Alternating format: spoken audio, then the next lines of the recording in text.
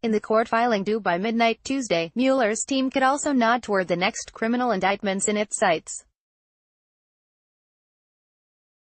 The special counsel's office is expected to describe the crimes Flynn, President Donald Trump's former national security advisor, committed that led to his guilty plea a year ago and how he has helped the Russia probe this year.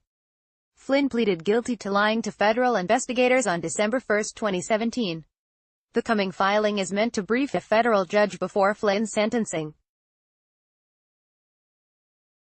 Similar filings before other Mueller defendants' sentencings. Former Trump campaign advisor George Papadopoulos, Dutch lawyer Alex van der Zwaan and internet salesman Richard P. Nadeau, contained revelations about what each person did and knew in regard to Russians and members of the campaign.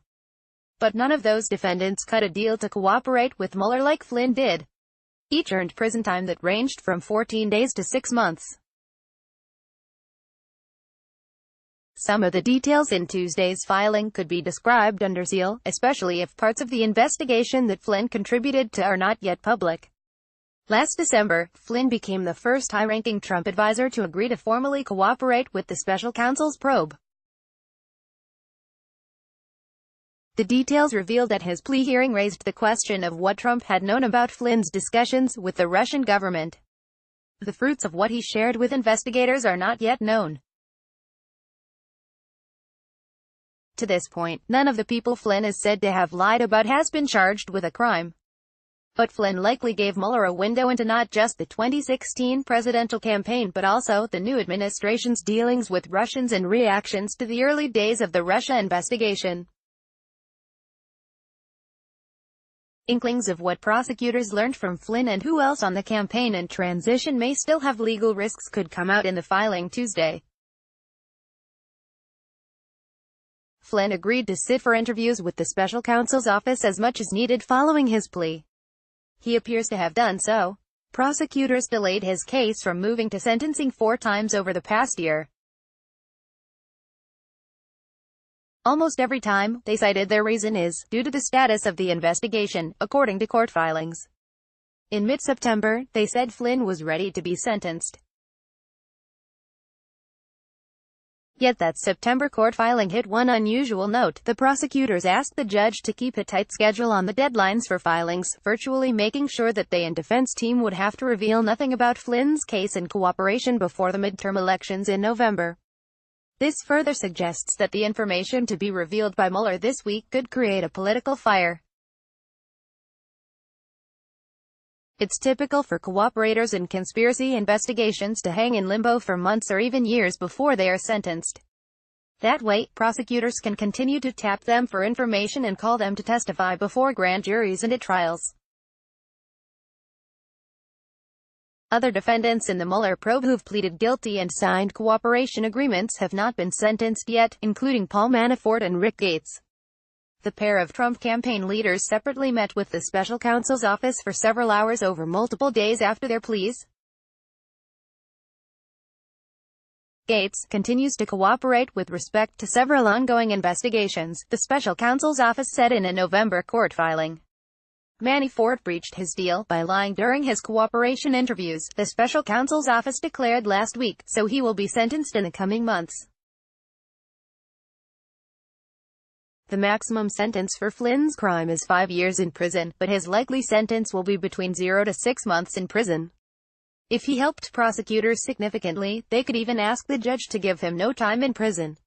Flynn's lawyers will likely argue for that as well. A critical factor in how much prison time he will get, if any, will be how Mueller details the extent of Flynn's assistance in the Russia probe. When Flynn was charged, the special counsel's office described how he had lied about passing messages from members of the Trump campaign to then Russian Ambassador Sergei Kislyak and back again. Those phone calls were about easing sanctions on Russia and influencing foreign governments' votes on a United Nations resolution about Israeli settlements. Specifically, Flynn called senior Trump transition team members at Mar-a-Lago in Florida 3 times in late December 2016 to discuss conversations he was having with Kislyak about sanctions. He then relayed his conversation with Kislyak to transition advisor KT McFarland. Separately, according to CNN reporting in his plea documents, Trump's son-in-law, Jared Kushner, directed Flynn to contact foreign officials before Trump took office about the UN vote on settlements. Flynn also pleaded guilty to lying on his foreign lobbying registrations about his work on a lobbying project for Turkey. His ties to the Russia probe could reach much further than prosecutors revealed a year ago. Who's left the Trump administration? The former national security advisor was at the center of what's believed to be an investigation into whether Trump obstructed justice. Flynn was fired in the early days of the administration after then-acting Attorney General Sally Yates raised with West Wing officials that Flynn had lied to Vice President Mike Pence about his communications on Russian sanctions. Around that same time, Trump asked then FBI Director James Comey to let the Flynn investigation go, Comey has said. Flynn also served on the campaign, the transition team and in the administration at crucial moments that could still be under investigation related to Russian interference in American politics, making his contact with Kislyak even more significant. Flynn was the person who informed Trump that Russian President Vladimir Putin was the first to call him after Trump's inauguration, according to Comey. And the Wall Street Journal has outlined Flynn's alleged contacts with the late Peter W. Smith, who sought out the Russian hackers who obtained Clinton campaign emails. It is unclear if Mueller's office is still pursuing Smith's actions during the campaign. Flynn, a retired lieutenant general, is scheduled to be sentenced by federal judge Emmett Sullivan on December 18. Next week, his defense team will have a chance to tell its version of the story of his crimes. CNN's Marshall Cohen contributed to this report.